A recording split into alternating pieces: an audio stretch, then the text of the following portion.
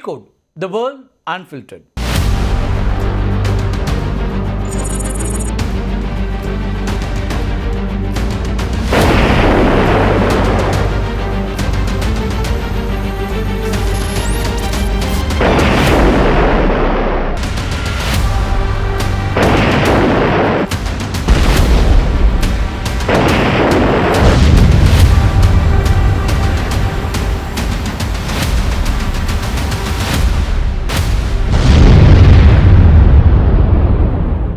உலக கச்சா எண்ணெய் ஏற்றுமதியினுடைய இதய துடிப்பாக இருக்கக்கூடிய ஹார்முஸ் நீரிணையில் ஈரான் நிலைநிறுத்தியிருக்கக்கூடிய ஸ்மார்ட் கண்ணிவெடிகளை அகற்றுவதற்கு குறைந்தபட்சம் 6 மாதங்கள் ஆகும் அப்படிங்கிற ஒரு அதிர்ச்சி தகவல் வெளியாகி இருக்கிறது. அமெரிக்காவுடைய ஆர்ம்ட் சர்வீசஸ் கமிட்டிக்கு பென்டகன் அதிகாரிகள் அளித்த விளக்கத்தில் ஹார்முஸ் நீரிணை பகுதியில் ஈரான் வீசியிருக்கக்கூடிய கடல் கண்ணிவெடிகளை அகற்றணும் அப்படின்னா 6 மாதங்கள்லேருந்து ஓராண்டு ஆகும் அப்படிங்கிற ஒரு கருத்தை சொல்லியிருக்காங்க, தகவலை சொல்லியிருக்கிறாங்க. ஈரான் அமெரிக்க போர் முழுமையாக முடிந்தால் மட்டுமே இந்த கடல் கண்ணிவெடிகளை அகற்ற முடியும் அப்படின்னு பாதுகாப்புத்துறை அதிகாரிகள் சொல்லியிருக்கிறாங்க. ஈரானோட அமைதி ஒப்பந்தம் ஏற்பட்டால் கூட அமெரிக்காவில் எரிவாயு மற்றும் பெட்ரோல் டீசல் விலை குறையறதுக்கு நீண்ட காலம் பிடிக்கும் அப்படின்னு ஜனநாயக மற்றும் குடியரசுக் கட்சி உறுப்பினர்கள் கவலை தெரிவிச்சிருக்கிறாங்க. ஹார்முஸ் நீரிணைக்கும் அமெரிக்காவுக்கும் இடையில நேரடி எல்லைகள் ஏதும் இல்லை அப்படின்னாலும் இந்த பகுதி அமெரிக்காவுடைய தேசிய பாதுகாப்பு மற்றும் பொருளாதாரத்தில் ஒரு முக்கியமான அங்கமாக திகழ்கிறது.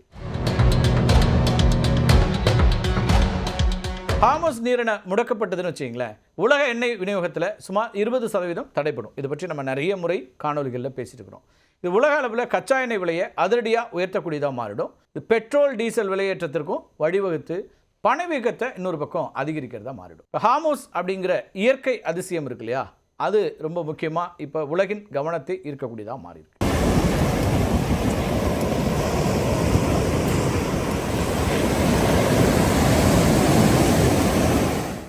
ஹார்முஸ் நீரிணை பல நூற்றாண்டுகளாக ஒரு முக்கியமான வணிக மையமாக திகழ்ந்து வருகிறது. பண்டைய காலங்களில் கடல் வழி பட்டுப்பாதையினுடைய முக்கிய அங்கமாக இது இருந்துச்சு. மேரிடைம் சில்க் ரோட் அப்படின்னு சொல்லுவாங்க. அதனுடைய முக்கியமான ஒரு அங்கமாக இந்த ஹார்முஸ் நீரிணை இருந்துச்சு.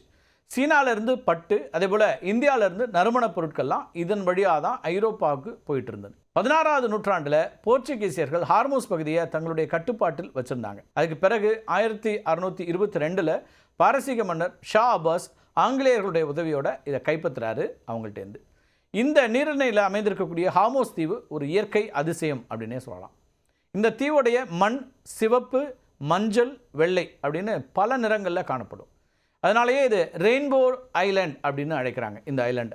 இந்த தீவில் இருக்கக்கூடிய சிவப்பு நிற மண் உலகம் முழுவதும் ஏற்றுமதி செய்யப்படக்கூடியதாக இருக்குது. இது பெயிண்ட், அழகு சாதன பொருட்கள், அது மட்டும் இல்லாமல் உள்ளூர் உணவுகளில் பயன்படுத்தக்கூடியதாக மாறி இருக்கு. கேஷ்மன் ஐலண்ட், லாரக் ஐலண்ட், ஹாரா காடுகள் இது எல்லாமே ஹார்முஸ் நீரிணைக்கு இயற்கையிலேயே ஒரு கோட்டை போல அமைந்திருக்குன்னு சொல்லணும். இங்கிருந்து ஹார்முஸ் நீரிணையை முழுமையாக கண்காணிக்க முடியும். உலகத்தோட மிக முக்கியமான வெகு சில நீர்வழி பாதைகளில் ஹார்முஸும் ஒன்றா இருக்குது. உலக அளவில் கடல் வழியாக கொண்டு செல்லப்படக்கூடிய கச்சா எண்ணெயில் சுமார் 20லேருந்து 30% வரைக்கும் இந்த சிறிய இடைவெளி வழியாக தான் போயிட்டுருக்கு. கச்சா எண்ணெயை அதிக அளவில் உற்பத்தி செய்யக்கூடிய சவுதி அரேபியா, ஐக்கிய அரபு அமீரகம், அதேபோல் குவைத், ஈராக் போன்ற நாடுகள்லாம் தங்களுடைய கச்சா எண்ணெயை உலகத்திற்கு அனுப்புறதுக்கு இந்த பாதையை தான் பெரிதும் நம்பியிருக்காங்க. ஹார்முஸ் நீரிணை தான் இந்த எல்லா நாடுகளுக்கும் முக்கியமான பாதையாக இருக்குது. எண்ணெய் மட்டும் இல்லை, கத்தாரிலிருந்து ஏற்றுமதி செய்யக்கூடிய உலகின் பெரும்பகுதி திரவ இயற்கை எரிவாயு இருக்கு இல்லையா, அது இந்த வழியாக தான் ஆசிய மற்றும் ஐரோப்பிய நாடுகளுக்கு போயிட்டுருக்கு. இதனுடைய மிக குறுகிய பகுதி சுமார் 33 கிலோமீட்டர் மட்டுமே அகலம் கொண்டதாக இருக்குது. இந்த நீர் வழியாக கப்பல்கள் மோதிக்கொள்ளாமல் இருக்கிறதுக்காக உள்வரக்கூடிய அல்லது வெளிச்செல்லக்கூடிய கப்பல்களுக்கு இடையில் வெறும் 3 கிலோமீட்டர் இடைவெளி கொண்ட பாதைகள் மட்டும்தான் பயன்படுத்தப்படுகின்றன. இந்த நீரிணையினுடைய வடக்கு கரை ஈரானுடைய கட்டுப்பாட்டிலையும், தெற்கு கரை ஒமான் மற்றும் ஐக்கிய அரபு அமீரகத்தினுடைய கட்டுப்பாட்டிலும் இருக்குது. அமெரிக்காவுக்கும் ஈரானுக்கும் இடையில மோதல் ஏற்படும் போதெல்லாம் ஹார்முஸ் நீரிணையை மூடிடுவோம் அப்படின்னு ஈரான் எச்சரிக்கும். ஆனால் மூடாது. 8 ஆண்டுகள் நடைபெற்ற ஈரான் டேங்கர் வாரின் போது கூட ஹார்முஸ் நீரிணை மூடப்படும் அப்படின்னு பல முறை எச்சரிக்கை கொடுத்துருக்கு ஈரான். ஆனால் மூடலை. அமெரிக்காவும் இஸ்ரேலும் பிப்ரவரி மாதம் 28 தங்களுடைய அந்த தாக்குதலை தொடங்குறாங்க இல்லையா ஈரான் மேலே, அந்த கடுமையான தாக்குதலை நடத்துறதை தொடர்ந்து தான் ஹார்முஸ் நீரிணையை மூடுது ஈரான். இதான் முதல் முறையாக அப்படி பண்ணுறாங்க. அதுவும் முழுமையாக மூடலை. இந்தியா உள்ளிட்ட அதனுடைய நட்பு நாடுகளுடைய கப்பல்களுக்கு மட்டும் அனுமதி கொடுத்துட்ருக்கு.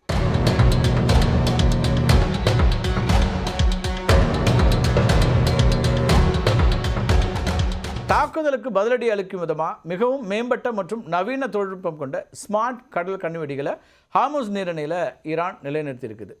ஈரானுடைய இந்த ஸ்மார்ட் தொழில்நுட்பம் கொண்ட கன்னிவெடிகள் சாதாரண கன்னிவெடிகளை விட மிகவும் ஆபத்தானவை அப்படின்னு வல்லுநர்கள் குறிப்பிட்றாங்க. இதுக்காக தான் அமெரிக்க இராணுவமும் பென்டகனும் இப்போ கவலைப்படுறாங்க. இந்த கன்னிவெடிகள் ஏன் ஸ்மார்ட் அப்படின்னு அழைக்கப்படுது அப்படின்னு ஒரு கேள்வி உங்களுக்கு எழலாம். அதை பற்றி சுருக்கமாக பார்த்துடலாம். இந்த சாதாரண கன்னிவெடிகள் கப்பல்கள் மீது மோதினா மட்டும்தான் வெடிக்கும் இல்லையா? ஆனால் ஈரானுடைய நவீன கன்னிவெடிகள் நுணுக்கமான சென்சார்களை கொண்டு வடிவமைக்கப்பட்டிருக்கு. அதில் ஒன்று ஒலி உணரி, ஆங்கிலத்தில் அக்கோஸ்டிக் சென்சார்ஸ் அப்படிம்பாங்க. கப்பலோட என்ஜின் சத்தம் இருக்கு இல்லையா, அந்த சத்தம், இல்லைனா ப்ரொப்பல்லரோட சுத்தர சத்தம், அது சுழலும் இல்லையா, அந்த சத்தம், இதையெல்லாம் வைத்து எந்த வகையான கப்பல் அப்படிங்கிறத கண்டறியக்கூடியதாக அது வடிவமைக்கப்பட்டிருக்கு. காந்த உணரி, அதாவது மேக்னெட் சென்சார்ஸ்னு இருக்குது. இது கப்பலோட இரும்பு பகுதி உருவாக்கக்கூடிய காந்தப்புல மாற்றத்தை கண்டறித்து வெடிக்க வைக்கக்கூடியதாக இருக்கிறது. இது மட்டும் இல்லாமல் ப்ரெஷர் சென்சார்ஸ் அப்படின்னு அழைக்கப்படக்கூடிய அழுத்த உணரியும் இந்த கன்னி வெடிகளில் இருக்குது. ஒரு பெரிய கப்பல் கடந்து செல்லும் போது ஏற்படக்கூடிய நீரோட அழுத்த மாறுபாட்டை உணர்ந்தே இந்த கன்னிவெடி வெடிச்சிடும். இந்த கன்னிவெடிகள் கடலோட மேற்பரப்பில் மிதக்காமல் சீ ஃப்ளோரில் புதைந்து கிடக்கும். இதனால் ரெடார் அல்லது சாதாரண சோனார் கருவிகளால் எளிதில் இதை கண்டுபிடிக்க முடியாது. இந்த ஸ்மார்ட் கன்னிவெடிகளை ஒரு குறிப்பிட்ட வகை கப்பலை மட்டும் தாக்குமாறு ப்ரோக்ராம் செய்ய முடியும். உதாரணத்துக்கு சிறிய மீன்பிடி படகுகள் சென்றால் வெடிக்காது. ஆனால் பெரிய போர்க்கப்பல் போகுதுன்னு வச்சுங்களேன், அல்லது எண்ணெய் டேங்கர்கள் இதெல்லாம் வருதுன்னா துல்லியமாக வெடிச்சிடும். ஹார்மோஸ் நீரிணையில் நீரோட்டம் மிகவும் வேகமாக இருக்கும். கன்னிவெடிகள் மணலில் புதைந்து விட்டால் நீருக்கு அடியில் இயங்கக்கூடிய அதிநவீன தானியங்கி கருவிகளை கொண்டு தான் ஒவ்வொன்றா தேட வேண்டியிருக்கும். கடலில் இருக்கக்கூடிய பழைய இரும்பு பொருட்கள், பாறைகள், இதுக்கு இடையில் கன்னிவெடிகளுக்கும் இருக்கக்கூடிய வித்தியாசத்தை கண்டறியறதுக்குல அதுலேயும் காலதாமதம் ஏற்படும். ஹார்மோஸ் போன்ற குறுகிய பகுதியில் ஆயிரக்கணக்கான கன்னிவெடிகள் வீசப்பட்டதுனால அதை சுத்தம் செய்யும் வரைக்கும் எந்த ஒரு காப்பீட்டு நிறுவனமோ அந்த வழியாக எண்ணெய் கப்பல்களை இயக்கிறதுக்கு அனுமதிக்கிறதில்ல. இதுதான் உலக சந்தையில் கச்சா எண்ணெய் விலை உயர்றதுக்கு உடனடி காரணமாக இருக்குது. ஈரான் தன்னுடைய கடல் எல்லைகளையும் ஹார்மோஸ் நீரிணையும் பாதுகாக்கிறதுக்கு பல்வேறு விதமான கன்னிவெடிகளை தயாரித்தும் மேம்படுத்தியும் வச்சிருக்குது. அதில் மிகவும் முக்கியமானது M08. இது ஒரு பழமையான மற்றும் எளிமையான கன்னிவெடி. இது கடலில் ஒரு சங்கிலியால் பிணைக்கப்பட்டு மிதந்து கொண்டிருக்கும். கப்பல் இது மேலே மோதுதுன்னு வச்சிங்களேன், மோதினாலே போதும் வெடிச்சிடும். மிக குறைந்த விலையில் அதிக அளவில் அவற்றை தயாரிக்க முடியும் அப்படிங்கிறதுனால ஈரான் இதை அதிக அளவில் பயன்படுத்துது. ரெண்டாவது வகை EM52. இது ஈரானுடைய மிக ஆபத்தான ஸ்மார்ட் கன்னிவெடிகளில் ஒன்று அப்படின்னு எக்ஸ்பர்ட்ஸ்லாம் சொல்கிறாங்க. இது கடலுடைய தரைப்பகுதியில் நிலைநிறுத்தப்பட்டிருக்கும். கப்பல்கள் மேலே போகும்போது ஏற்படக்கூடிய ஒலி, காந்தப்புலம் அல்லது நீர் அழுத்தம், இதை உணர்ந்துட்டே அந்த கன்னிவெடி வெடிக்கும். இது ஒரு ராக்கெட் ரைசிங் வகை கன்னிவெடி. அதாவது இலக்கை உணர்ந்தவுடன் கடலோட அடியிலிருந்து ஒரு ராக்கெட் போல சீறி பாய்ந்து வந்து கப்பலோட அடிப்பகுதியை தாக்கக்கூடியதாக இருக்குது. இன்னொரு வகையான கன்னிவெடி EM11. இதுவும் ஒரு தரைப்பகுதி கன்னிவெடி தான், அதாவது பாட்டம் மைன் அப்படின்னு சொல்லுவாங்க. இது கப்பல்களுடைய காந்த மற்றும் ஒலி அதிர்வுகளை துல்லியமாக கணக்கிட்டு அதுக்கான சென்சார்ஸ் இருக்குது. பெரிய ரக போர் கப்பல்களை குறிவைக்கிறதுக்கு இது பயன்படுது. செடஃப் 2 இது ரஷ்யாவுடைய MKB கன்னிவெடிகளில் மேம்படுத்தப்பட்ட ஈரான் பதிப்பாக பார்க்கப்படுது. சுமார் 200 மீட்டர் ஆழம் வரைக்கும் இருக்கக்கூடிய கடற்பகுதியில் இதை நிலைநிறுத்த முடியும். இது நங்கூரமிடப்பட்டு மிதக்கும் வகையில் வடிவமைக்கப்பட்டிருக்கு. லிம்பண்ட் மைன்ஸ் அப்படின்னு அழைக்கப்படக்கூடிய சிறிய ரக கன்னிவெடிகள், இந்த மாதிரி கன்னிவெடிகள் இருக்கு இல்லையா, இது தானாக வெடிக்கிறது இல்லை, மாறா கமாண்டோக்கள் அல்லது சிறிய படகுகள் மூலமாக சென்று ரகசியமாக கப்பலோட பக்கவாட்டில் ஒட்டி வைக்கப்படுறது. காந்த சக்தியால் ஒட்டி கொள்ளும் இந்த கன்னிவெடிகள் குறிப்பிட்ட நேரத்திற்கு பிறகு வெடிக்கும் வகையில் வடிவமைக்கப்படுது. ஈரானில் சுமார் 3000 6000 வரையிலான பல்வேறு ரக கன்னிவெடிகள் இருப்பதாக மதிப்பிடப்படுது. குறிப்பாக மிக குறைந்த ஆழம் கொண்ட பகுதிகளில் சிறிய படகுகள், அது மட்டும் இல்லாமல் நீர்மூழ்கி கப்பல்கள் மூலமாக இதையெல்லாம் வேகமாக அவங்களால நிலைநிறுத்த முடியும். இது தவிர ஈரான் தன்னுடைய உள்நாட்டு தொழில்நுட்பத்தை பயன்படுத்தி மகாம் போன்ற நவீன மின்னணு கன்னிவெடிகளை உருவாக்கி வருவதாக தகவல்கள் தெரிவிக்கின்றன. இந்த கன்னிவெடிகளை அகற்றுறதுக்கு குறைந்தது 6 மாதங்கள் ஆகும் அப்படின்னு சொல்லுது அமெரிக்கா. சரி, கன்னிவெடிகளை எப்படி அகற்ற முடியும்? கடலில் புதைக்கப்பட்டிருக்கக்கூடிய அல்லது மிதந்து கொண்டிருக்கக்கூடிய கன்னிவெடிகளை கண்டறிந்து அவற்றை பாதுகாப்பாக செயலிழக்க செய்வதற்கு மைன் ஸ்வீப்பர்ஸ் அல்லது மைன் கவுண்டர் மெஷர்ஸ் கப்பல்கள் பயன்படுத்தப்படுகின்றன. இந்த கப்பல்கள் சாதாரண போர்க்கப்பலை விட முற்றிலும் மாறுபட்டவை. கன்னிவெடிகளை காந்த சக்தியால் கவரக்கூடாது அப்படிங்கிறதுக்காக இந்த கப்பல்கள் இரும்பினால் கட்டப்படவில்லை. பழைய மைன் ஸ்வீப்பர்கள் மரத்தினால் கட்டப்பட்டு வந்தன. நவீன கப்பல்கள் கிளாஸ் ரீஎன்ஃபோர்ஸ்ட் பிளாஸ்டிக் அல்லது அலுமினியம் போன்ற காந்தத்தன்மை இல்லாத பொருட்களால் கட்டப்படுகின்றன. என்ஜின்கள் மற்றும் ப்ரொபல்லர்கள் மிகவும் அமைதியாக இயங்கக்கூடிய வகையில் வடிவமைக்கப்பட்டிருக்கு. இதனால் ஒலி உணரி அக்கோஸ்டிக் கன்னிவெடிகள் இவற்றை தாக்காது. இப்போ கன்னிவெடிகளை அகற்றத்துக்கு 3 முக்கியமான முறைகள் கையாடப்படுகின்றன. கப்பலோட முன்பகுதியில் இருக்கக்கூடிய அதிநவீன சோனார் கருவிகள் கடலில் தரைப்பகுதியை ஸ்கேன் செஞ்சு வழக்கத்துக்கு மாறாக பொருட்களை கண்டறியும். மிதக்கும் கன்னிவெடிகளாக இருந்துச்சுன்னா கப்பலில் இருந்து நீண்ட கேபிள்களை வீசி அவற்றோட நங்கூர சங்கிலிகளை வெட்டுவாங்க. அதுக்கு பிறகு மிதந்து வரக்கூடிய கன்னிவெடிகளை துப்பாக்கியால் சுட்டு தகப்பாங்க. ஸ்மார்ட் கன்னிவெடிகளாக இருந்துச்சுன்னா கப்பல் ஒரு பெரிய காந்தப்புலத்தை அல்லது சத்தத்தை செயற்கையாக உருவாக்கும்.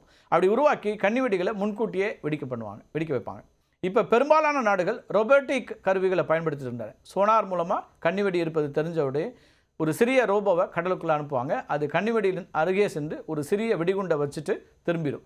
பிறகு பாதுகாப்பான தூரத்திலிருந்து அதை வெடிக்க செய்வாங்க. ஈரானுடைய அச்சுறுத்தலை எதிர்கொள்ள அமெரிக்கா மற்றும் அதனுடைய கூட்டணி நாடுகள் ஆர்முஸ் பகுதியில் நிரந்தரமாக சில மைன் ஸ்வீப்பர் கப்பல்களை நிறுத்தி வைத்திருக்கிறாங்க. அதில் முக்கியமானது அவெஞ்சர்ஸ் கிளாஸ்.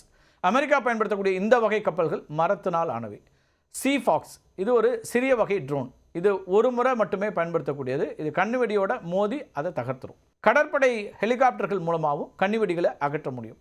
இவை கடலோட மேற்பரப்பில் ஒரு பெரிய வளையத்தை இழுத்து சென்று அடியில் இருக்கக்கூடிய காந்த கன்னிவெடிகளை செயலிழக்க செய்யும். ஈரான் போன்ற நாடுகள் ஆயிரக்கணக்கான கன்னிவெடிகளை வீசும்போது இந்த கப்பல்களால் ஒரு நாளைக்கு சில கிலோமீட்டர் தூரம் மட்டும்தான் பாதுகாப்பாக சுத்தம் செய்ய முடியும்.